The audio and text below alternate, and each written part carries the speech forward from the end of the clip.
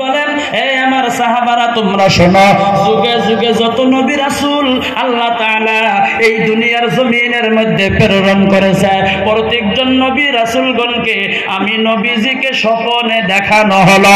আমি নবীজি দেখতেছি কোন নবীর সাথে একজন উম্মত আছে, আবার কোন নবীর সাথে দুইজন উম্মত আছে, কোন নবীর সাথে একজন উম্মত নাই, আবার কোন নবীর সাথে একটা বড় ধরনের উম্মতের দল আছে।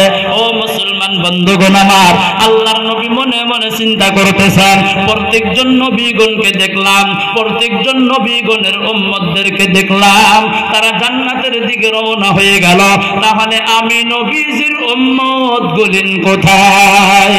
আমার বন্ধু লক্ষ্য করিয়া দেখে, এক সাইডের মধ্যে ধরে নেন হাজার হাজার একটা উম্মতের দল দাঁড়ায় আছে। আল্লাহর নবী খুশি হইয়া গেল, এই হাজার হাজার উম্মত গুলিন বুঝিল আমি নবীজির উম্মতের দল হব।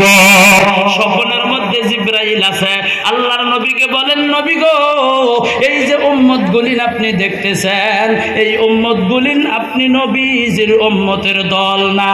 আল্লাহর নবী বললেন, তাহলে কোন নবীর উম্মতের দল? স্বপ্নের মধ্যে জিবরাইল জানাইয়া দিল, এই উম্মত গুলিন হলো হযরত মূসা আলাইহিস সালাতু ওয়াস সালামের উম্মতের দল।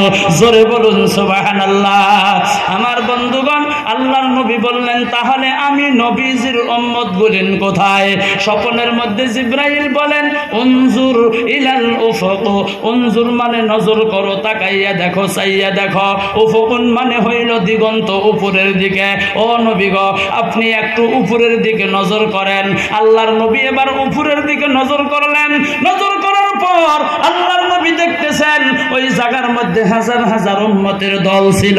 উপরের দিকে নজর করিয়া দেখে গো, ওই জায়গার মধ্যে লক্ষ লক্ষ উম্মতের দল আমার বন্ধুগণ দাঁড়ায় আছে।